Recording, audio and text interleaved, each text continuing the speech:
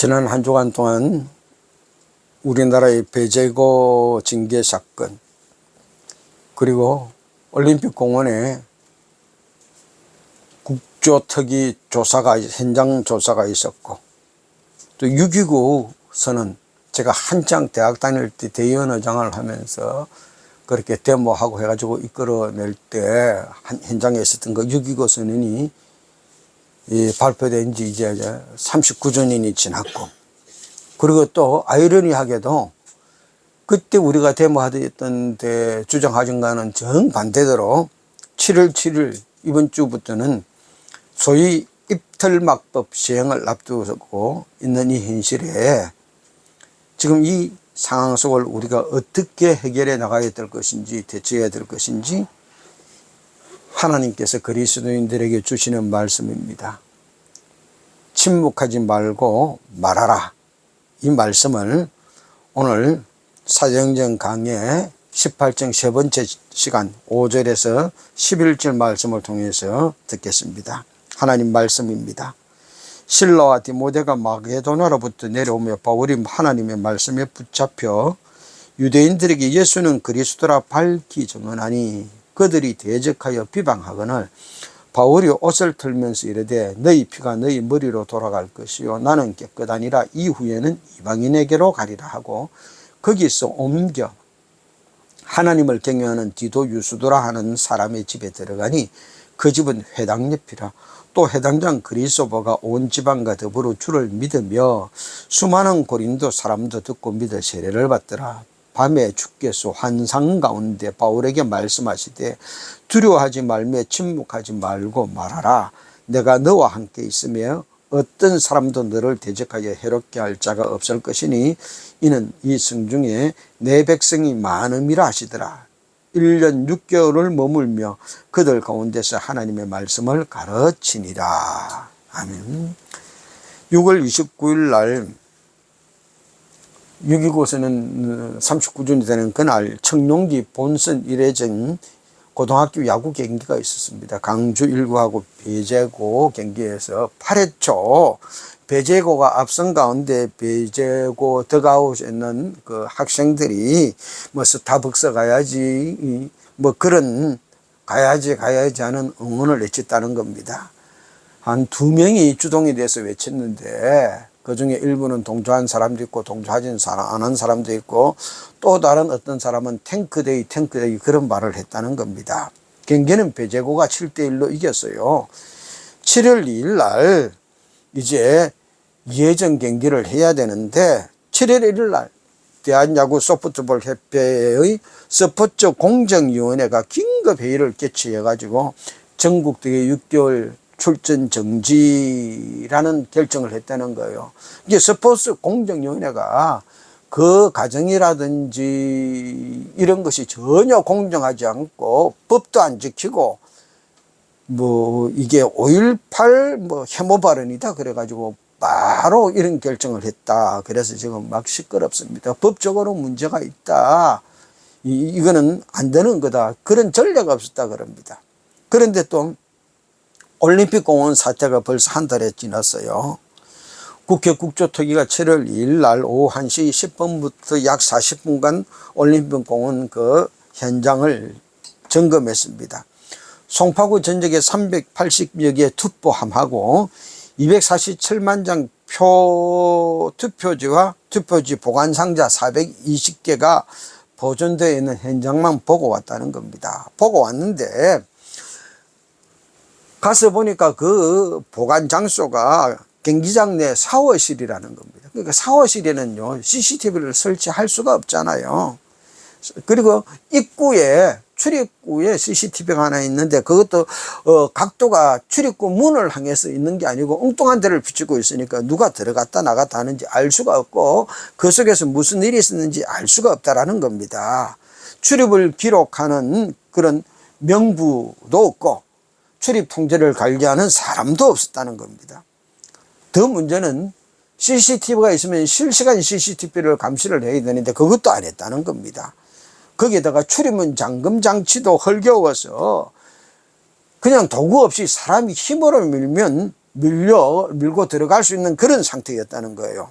그리고 안에서 보니까 투파함 자체 잠금 장치도 훼손된 것도 있고, 봉인하는 보안 고리가 규정대로 체결되지 않은 것도 있고, 일부는 풀려 있게 됐다는 겁니다. 법에는 그게 다 봉인되고 보안 고리도 규정대로 다 그렇게 되어 있을 때는데, 또 문제는 봉인지도 떨어지려는 것도 있고 제대로 밀착되지 않아서 마음대로 열어볼 수 있는 상태도 있었다는 겁니다. 공직선거법과 선관위 관리 지침에 명시된 기준을 위반하고 있었다는 거예요. 투표 용지도 부족해서 투표할 때도 문제가 있었고, 개표 결과를 바꾸어서 입력한 것도 있고, 또 뭐 수백 군데에서 똑같이 있는 쌍둥이 개표 결과도 나오고, 그랬음에도 불구하고 한 달이 지나도요, 아무런 처벌을 안 받았어요. 그런데 학생들은 응원구한 지 이틀 만에 개인적인 잘잘못도 가리지 않고 팀 전체를 6개월 출전 정지, 전례도 없는, 그리고 징계 과정이 법 절차도 지키지 않는 그런 일이 일어났습니다. 오직 한 가지, 5.18을 비하했다, 이 제목으로 그런 결정했다는 거예요. 1980년대 5.18이 있었습니다. 87년 6.29 선언이 나오기까지 저는 그때 이제 목회를 하면서 대학을 다니고 있었어요. 이 민주화 외쳤고, 대통령 재선제를 외쳤습니다. 데모했습니다. 학생운동을 하는 사람입니다. 그 사람으로서 우리가 6.29 선언을 이끌어내기까지 그렇게 5.18을 이야기하며 데모한 건 이런 걸 원한 게 아니었는데, 참담한 마음 금할 길 없습니다. 5.18 정신이 과연 이런 것인가? 5.18을 통해서 이끌어낸 6.29 선언의 내용입니다. 8가지였는데요. 대통령 직선제라, 그래서 직선제 개헌을 하겠다. 1988년 직선제에서 평화적인 정권을 이양하겠다. 대통령 선거법을 개정하겠다. 김대중 씨를 사면하고 복권시키고 시국사법을 석방하겠다. 구속영장 실질심사제를 확대해서 인간의 존엄성과 국민의 기본권을 보장하겠다.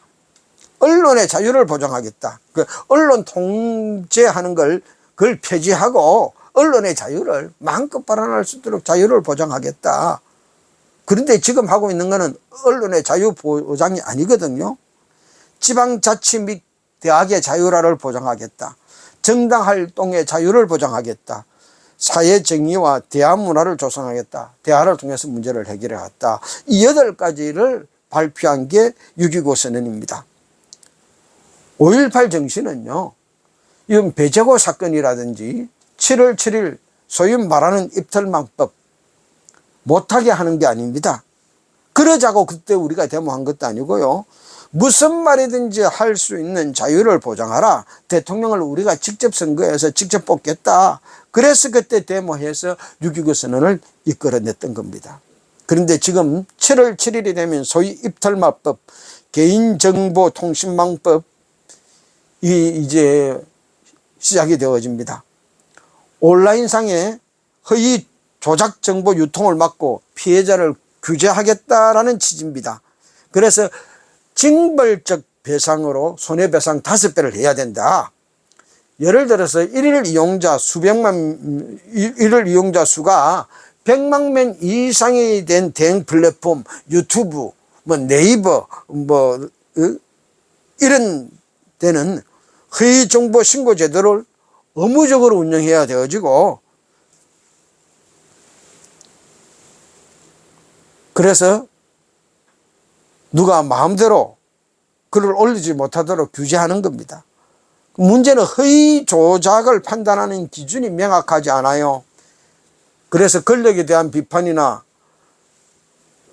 의혹 제기를 해도 삭제해버리고 5배 배상금을 물릴 수 있는 그런 상황이 된 것입니다. 그러니 플랫폼 기업들이 배상금 물지 않으려고, 법적 책임 피하려고 게시물을 과도하게 검열하거나 삭제할 수 있다는 거예요. 그래서 소위 입틀막법, 정부 눈 밖에 나거나 어떤 단체의 눈 밖에 나는 그런 말을 못하게 하겠다. 과거 독재 시대로 되돌아가는 그런 느낌입니다. 이런 시국에 우리 그리스도인들은 어떻게 해야 될까요? 오늘 사도행전 18장 고린도에서 순교하는 바울에게 하는 하나님의 말씀을 통하여 우리가 해야 할 답을 주십니다. 첫 번째로 하나님은 바울을 통하여 우리에게 두려워하지 말고 침묵하지 말고 말하라 하십니다. 그 당시 바울이 처한 상황이에요. 2차 선교여행을 시작했습니다. 처음에는 아시아로 가려고 했습니다. 그런데 아시아로 가는 길이 자꾸 막히는 겁니다. 한상 중에 마게도냐 사람이 도와달라는 소리를 보고 하나님이 우리를 유럽으로 보내는 모양이다. 이게 주의 뜻이다 받아들이고 유럽으로 향했습니다. 그런데 유럽에 들어온 첫 번째 지역 빌립보에서는요, 귀신 들린 여종의 귀신을 쫓아내었다는 것 때문에 모함을 받아서 감옥에 갇히고 매를 맞고 착고에 매여 고생을 했습니다. 하나님의 능력으로 풀려났지만 데살로니가에서는요, 유대인들이 사람들이 바울의 말 듣고 예수 믿는 것을 시기해가지고 거처하던 야손의 집을 공격해서 야손의 집안이 업장하게 붙잡혀 갔어요. 간신히 바울이 피하였어요. 야밤에 베레아로 도피했습니다. 그런데 이 유대인들이 베레아까지 쫓아와서 바울을 잡아 죽이려 하니 동료들과 헤어져서 단신으로 아덴으로 배를 타고 피난 갔고요. 아덴에서 다시 이제 고린도로 와서 간신히 동료들과 합류하여서 예수님이 구세주이심을 전파한 겁니다. 그랬더니 유대인들이 또 대적해가지고 비방해서 이 바울이 거처를 옮길 수밖에 없게 되었습니다. 그러면서 그러면 내가 유대인들에게 더 이상 말 안 한다. 이방인들에게 복음을 전하겠다. 복음 증언하는 방향을 바꾸고 해당장 디도 이 해당 옆에 있는 디도 유수도 집으로 거처로 옮겨서 복음을 전합니다. 그랬더니요, 해당장 그리스도가 또 바울의 전도를 받고 예수를 믿은 겁니다. 그리고 온 집안이 세례를 받았어요. 그러니 유대인들이 반대 박해가 더 심해지는 겁니다.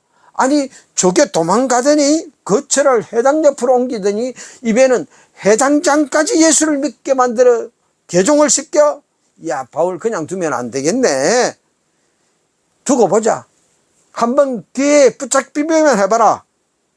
바울은 없애버려야 되겠다. 그런 상황입니다. 그런 유대인들의 반대와 박해가 점점 더 심해지는 그 어느 날 밤, 주님이 한상 중에 바울을 찾아와서 하신 말씀입니다. 9절 말씀이에요. 밤에 주께서 환상 가운데 바울에게 말씀하시되 두려워하지 말며 침묵하지 말고 말하라. 유대인들이 너를 죽이려고 기회만 엿보고 있지, 그거 두려워하지 마라. 그리고 침묵하지 말고, 그것 때문에 두려워서 말 못하고 가만히 있지 말고 네가 해야 될 말 계속 하라는 것입니다. 반대가 심해지고 박해가 심해졌다고 해서 해야 될 말 하지 말고 해라는 겁니다. 예수님이 부활했다, 예수님이 그리스도다 라고 계속 말하라는 겁니다. 그 말하면은 잡혀가요.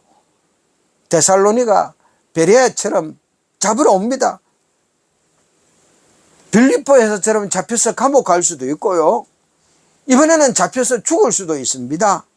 그런 바울에게 주님이 나타나셔서 하신 말씀이, 너를 잡아서 감옥에 넣는 유대인들 두려워하지 말라는 겁니다.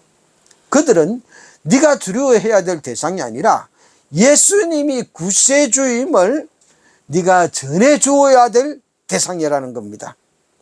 예수님이 구세주인 줄 모르는 그들 두려워하지 말라는 겁니다. 이 세상에서 유대인처럼 해당의 권력, 제사장의 권력을 가지고 너를 박해하는 그 권력들 두려워하지 말라는 겁니다. 마태복음 10장 28절 주님 말씀입니다. 몸은 죽여도 영혼은 능히 죽이지 못하는 자들을 두려워하지 말고 오직 몸과 영혼을 능히 지옥에 멸하실 수 있는 이를 두려워하라. 우리가 두려워할 대상은 우리 몸을 죽이고 우리에게 위해를 끼치는 이 세상의 권력, 세상의 어떤 세력들이 아니라는 겁니다. 그들은 우리 몸에는, 우리 삶에는 어떤 영향을 미치겠지만 우리 영혼은 죽이지 못한다는 겁니다. 오히려 우리의 몸과 영혼을 지옥에 멸할 수 있는 하나님만을 두려워하라 하십니다. 세상 권력 두려워서 할 말 못하고 침묵하지 마라 하시는 겁니다. 무슨 말 하는 겁니까? 예수님이 그리스도다, 예수님이 구세주다, 예수님이 부활했다, 예수님이 해답이다, 그 말을 하라는 겁니다. 오직 예수님만이 우리의 구세주입니다. 예수님이 사망근세 이기시고 부활하셨습니다. 그 예수님을 믿어야 됩니다. 예수님이 천하 만물을 창조했고 예수님이 이 우주 만물을 오늘도 운행하십니다. 그러므로 우리에게는 아무 의지할 세상 권력이 없어도 예수님만을 의지하고 우리의 삶을 맡기고 이 대한민국을 맡깁시다. 그리고는 유대인 두려워하지 말고 말하는 그 주님의 말씀처럼 세상 권력 두려워하지 않고 우리가 해야 될 그 말 외칩시다. 두 번째로 하나님이 함께 하여 주십니다. 10절 말씀입니다. 내가 너와 함께 있으면. 누가 나와 함께 있으면 좋을까요? 힘 있는 사람, 권력 있는 사람, 돈 많은 사람, 일 잘하는 사람, 인기 있는 사람, 많은 사람을 알고 있는 그런 발이 넓은 사람, 그런 사람들과 함께 하면 참 좋습니다. 그런데요, 그런 사람들이 전부 다 나와 함께 하는 거 아닙니다. 할 수도 없어요. 높은 자리에 있는 사람, 권력 있고 돈 많은 사람이 나처럼 가난하고 돈 없는 사람하고 함께 하기 쉽지 않습니다. 많은 사람을 알고 많은 사람에게 줄을 대을 수 있는 그런 능력 있는 사람이 또 나랑 함께 한다는 것도요, 쉽지 않고요. 그런 사람들과 친분을 맺고 형제처럼 지내는 사람 이 땅에 몇 없습니다. 그러기 위해서 우리가 돈 있는 사람을 찾아다니고 권력 있는 사람을 찾아다니고 뭐든지 잘하는 지식 있는 사람, 사람들 많이 알고 있는 사람, 기술 좋은 사람, 그 사람들과 친하려고 애를 써야 됩니까? 힘듭니다. 그러나 우리는 단 한 분만 우리와 함께 있으면은요, 그 모든 사람과 함께 있는 것보다 훨씬 더 나은 삶을 살 수 있습니다. 예수님입니다. 예수님이 내 안에 계시면, 내가 예수님 안에 있으면 이 세상의 모든 필요한 사람과 있는 것보다 더 좋습니다. 더 문제를 빨리 간단히 해결할 수 있습니다. 예수님이 이 세상을 만드셨고 예수님이 지금도 이 세상을 운행하십니다. 그 예수님과 함께하면 이 세상의 모든 것을 가진 사람보다 더 좋은 삶 살 수 있습니다. 예수님이 나를 이 땅에 보낸 목적과 계획대로 살게 되어지는 것입니다. 주님이 친히 바울에게 말했습니다. 내가 너와 함께 있으니 두려워하지 말고 말하라 하십니다. 세 번째로 너를 대적하여 해롭게 할 자가 없을 것이라고 주님이 말씀해 주셨습니다. 10절 말씀입니다. 내가 너와 함께 있으며 어떤 사람도 너를 대적하여 너를 해롭게 할 자가 없을 것이니, 세상에 권력이 있는 사람도 하나님이 함께 있는 사람을 해칠 수 없다라는 말입니다. 세상 권력 있는 사람이 못할 게 없습니다. 막 다 하는 것 같습니다. 자기 하고 싶은 대로 하는 것 같습니다. 그러나 단 한 사람, 하나님이 함께하는 사람은 어떻게 할 수가 없습니다. 그 말은 하나님이 보호해 주시고 막아주시고 지켜주시겠다는 겁니다. 실제로 갈리오가 아가야 총독되어 부임했을 때 이 고린도가 아가야 지방의 수도입니다. 그러니 유대인들이 일제히 일어나서 바울을 끌고 이 총독 앞으로 갑니다. 기에다 총독이 새로 왔을 때 이때 이 바울 처리하자 일제히 일어났다는 것은 그냥 사람들이 단단히 작정하고 그 관계된 사람들이 다 일어나가지고 바울을 갖다가 끌고 갔다는 겁니다. 해당장을 개종시킨 바울, 이번에는 끝을 보겠다는 겁니다. 죽이겠다는 거예요. 그런데요, 갈리오 총독이 단 한마디로 재판을 거절해버립니다. 무슨 불분적인 행동, 죄를 전 나쁜 행동이 아니며 말이나 너희들 사상 종교 문제겠다면 너희들끼리 해결하는 겁니다. 그리고 법정에서 쫓아내버렸습니다. 그러자 화가 난 유대인들이 오히려 화풀이를 해당장 소스데네에게 하는 겁니다. 해당장 소스데네를 잡아서 법정에서 때리고 분풀이를 합니다. 하나님이 함께 하시면 사람이 아무리 짝중하려고 덤벼도 길이 생깁니다. 고린도전서 10장 13절 말씀입니다. 사람이 감당할 시험 밖에는 너희가 당한 것이 없나니 오직 하나님은 미쁘사 너희가 감당하지 못할 시험당함을 허락하지 아니하시고 시험당할 점에 또한 피할 길을 내사 너희로 능히 감당하게 하시느니라. 우리가 힘들고 은혜를 당하면 죽을 것 같아요. 하나님도 무심하시지 나한테 왜 이런 어려움을 주셨어, 내가 어떻게 견디라고 막 그럽니다. 그런데 하나님은 말씀하십니다. 감당하지 못할 시험을 주시지 않는다는 겁니다. 네가 그 어려움 정도는 극복할 수 있으니 그 어려움은 허락했다는 겁니다. 또 그런 어려운 시험을 당했을 때 그냥 보고 계시지 않고 피할 길도 주신다는 겁니다. 하나님은 우리를 그렇게 지키시고 보호해 주십니다. 로마서 8장 32절 말씀입니다. 자기 아들을 아끼지 아니하시고 우리 모든 사람을 위하여 내주신 이가 어찌 그 아들과 함께 모든 것을 우리에게 주시지 아니하겠느냐. 무슨 말씀입니까? 하나님은 우리를 사랑하여 우리를 죄에서 구원하게 하여 독생자 예수 그리스도까지 십자가에 못 박혀 죽으시고 나를 죄에서 구원했습니다. 나를 죄에서 구원하시려고 독생자 예수 그리스도를 아끼지 않으신 하나님께서 이 땅에 그 우리가 가지고 있는 물질, 권력, 이런 일들, 그거 우리에게 아끼겠냐는 겁니다. 하나님의 그런 넘치는 사랑이 우리와 함께 하십니다. 아끼지 아니하시는 하나님의 사랑이 우리와 함께하여 우리를 보호해 주십니다. 그래서 로마서 8장 26절 말씀입니다. 이와 같이 성령도 우리의 연약함을 도우시나니 우리는 마땅히 기도할 바를 알지 못하나 오직 성령이 말할 수 없는 탄식으로 우리를 위하여 친히 간구하시느니라. 성령님은 우리의 연약함을 도와주십니다. 우리의 약함을 알고 우리의 약한 것 그거 도와주시려고 성령님이 내 안에 계십니다.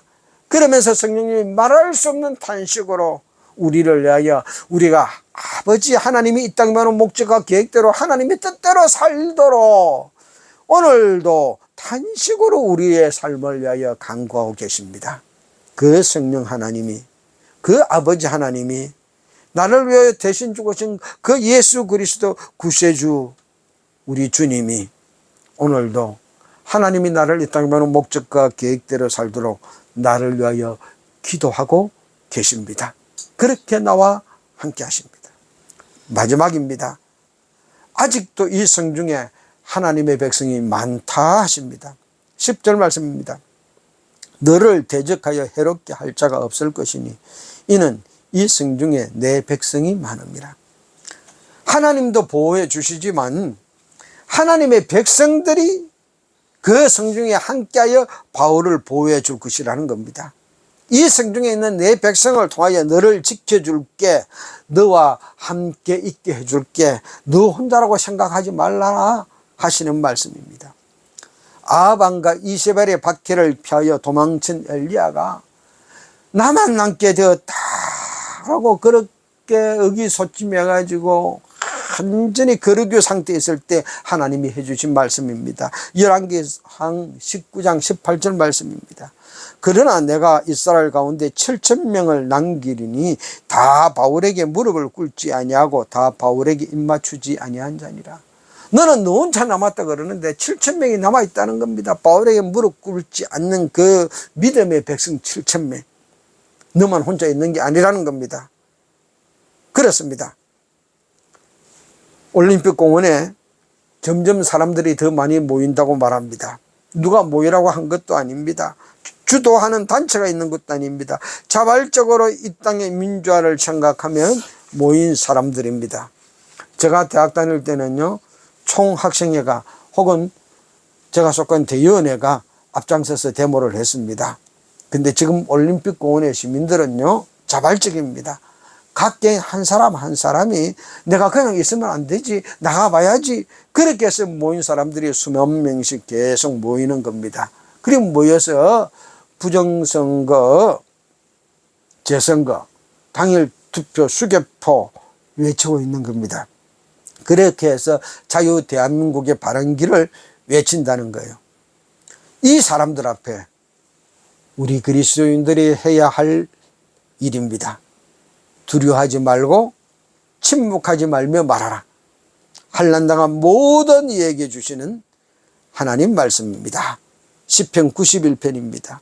지존자의 은밀한 곳에 거주하며 전능자의 그 나라에 사는 자여, 나는 여호와를 향하여 말하기를 그는 나의 피난처요 나의 요새요 내가 의뢰하는 하나님이라 하리니, 이는 그가 너를 새 사냥꾼의 올무에서와 심한 전염병에서 건지실 것이미로다. 그가 너를 그의 깃으로 덮으시리니 내가 그의 날개 아래에 피하리로다. 그의 진실함은 방패와 손방패가 되시나니 너는 밤에 찾아오는 공포와 낮에 날아드는 핫살과 어두울 때 퍼지는 전염병과 밝을 때 닥쳐오는 재앙을 두려워하지 아니하리로다. 1000명이 네 왼쪽에서 10,000명이 네 오른쪽에서 엎드러지나니 이 재앙이 내게 가까이 하지 못하리로다. 오직 너는 똑똑히 보리니 악인들의 보응을 네가 보리로다.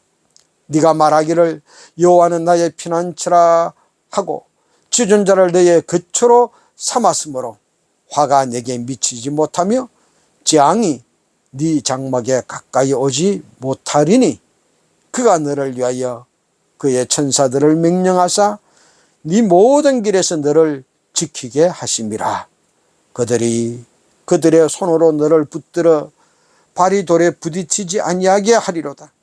네가 사자와 독사를 밟으며 젊은 사자와 뱀을 발로 누르리로다. 하나님이 이르시되 그가 나를 사랑한즉 내가 그를 건지리라. 그가 내 이름을 안즉 내가 그를 높이리라. 그가 내게 간구하리니 내가 그에게 응답하리라. 그들이 환난 당할 때 내가 그와 함께하여 그를 건지고 영화롭게 하리라. 내가 그를 장수하게 함으로 그를 만족하게 하며 나의 구원을 그에게 보이리라 하시도다.